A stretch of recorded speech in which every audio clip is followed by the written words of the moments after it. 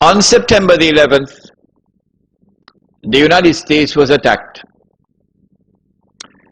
We know from eyewitnesses that there were two aircrafts which struck at the Twin Towers in Lower Manhattan. And it could be that the aircraft themselves caused the buildings to collapse. It could also be they got some help for some dynamite and so on planting before. We know from eyewitnesses that there was a third aircraft which crashed in Pennsylvania. And no less an authority than the White House itself confirmed that aircraft, the plan was for that aircraft to target Air Force One and to target the White House. And we have unconfirmed reports because no one saw, and there was no evidence on the ground. Absolutely astonishing, isn't it? A huge aircraft slams into a building and there is no evidence that the aircraft ever existed. The Pentagon. America was attacked on September the 11th in circumstances which were absolutely suspicious. Who attacked America on September the 11th? And we have said that there is a massive cover-up on the part of the Bush administration. And we have anticipated that those who have information so far concealed will eventually release that information in order to embarrass the US government as part of a strategy to bring down America. And so CNN is going to be broadcasting it. And the New York Times is going to have a field day. And all those who control the media in the United States are now going to go to work to lavishly publish all of this information which demonstrates beyond doubt that the US administration was involved in a massive cover-up. Who attacked America on September the 11th? We used a method. We said, since we do not have the evidence which can be used in a court of law, let us look to see who has benefited. And when we use that method of analysis, we have come to the conclusion that the only beneficiary of the September 11th attack on America has been far and away the State of Israel. We said that those who attacked America, therefore, must have at their core the Israeli Mossad. And they must have benefit and help from many others within the United States, within the administration, even from within the White House. When we look at their strategy, we see that they put on board the aircraft a large number of Saudis. Sounds suspicious. Why so many Saudis? And these are not Saudis who are well known for their Islamic fervor, for being what they call militants. No, these are middle of the road, normal Saudis who drive BMWs. People who attended American universities, for example.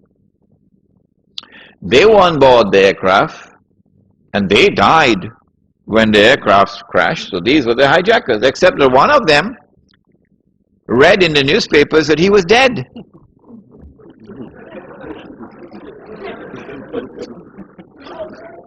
So he went to the Saudi government and he said to the Saudi government, "It seems to me as though I'm alive."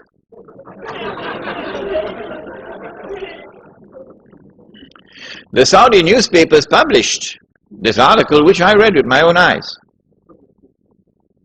This particular student had studied in Minnesota, I think, in the early 1990s, And in 1995, perhaps, he had reported both to the local police and to the Saudi embassy in the United States that someone had broken into his apartment and stolen his passport.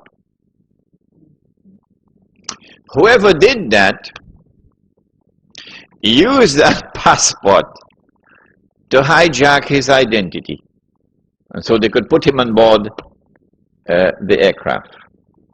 And so the planning for September the 11th, 2001 started many, many years before. Which reminds me, I must tell you that when I arrived in New York in April 1991, through Allah's leave and kindness, within a matter of 6 months in New York, I had already been pushed to a very high profile position, very well known in the entire New York metropolitan area. And then in November 91, when I had gone to the State University of New York in Stony Brook, someone broke into my apartment and stole only my passport. That's all. So if ever you get the news that Imran Housein blew up the moon,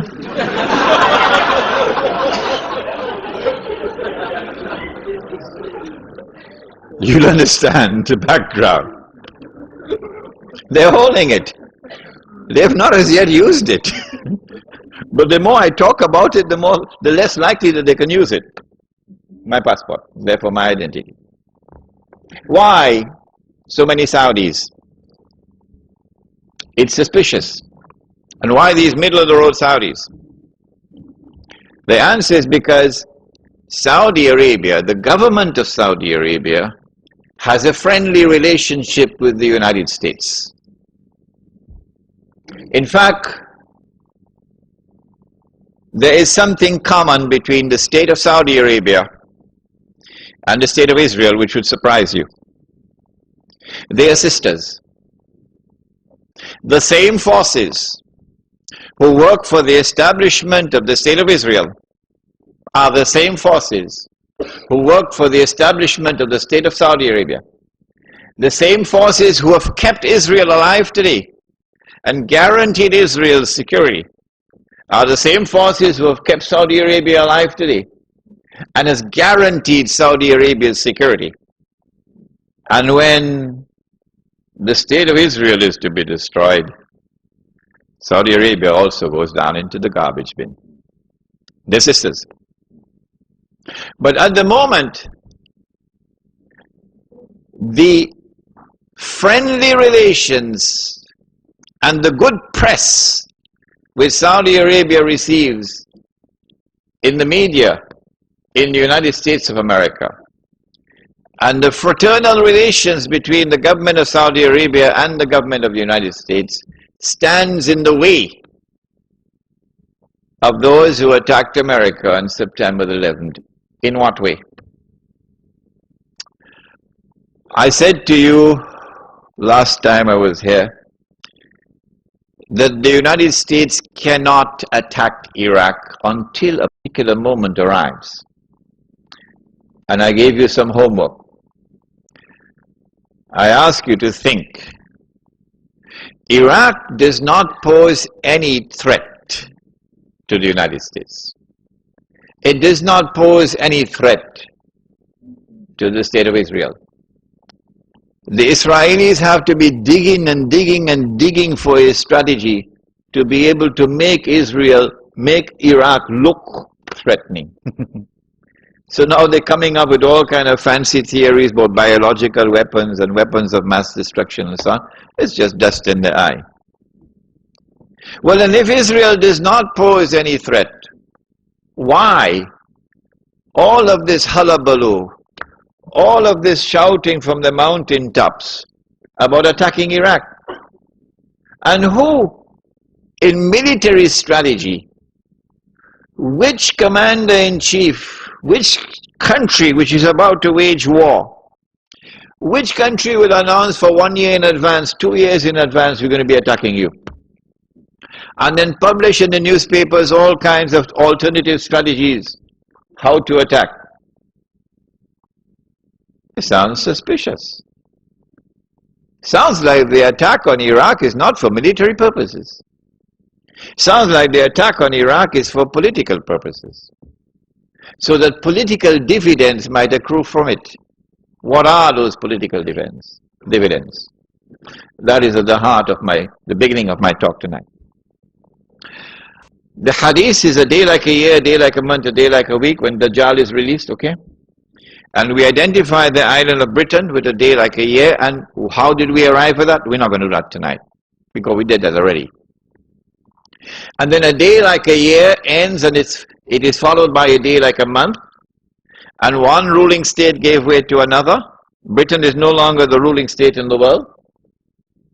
The United States of America now becomes the ruling state in the world. And in the same way that there was this mysterious, puzzling, baffling relationship between the island of Britain and the Holy Land,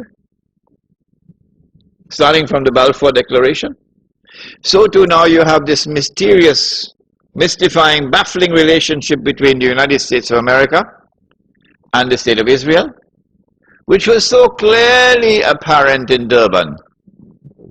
World Conference on Racism and Racial Development, Racial Discrimination.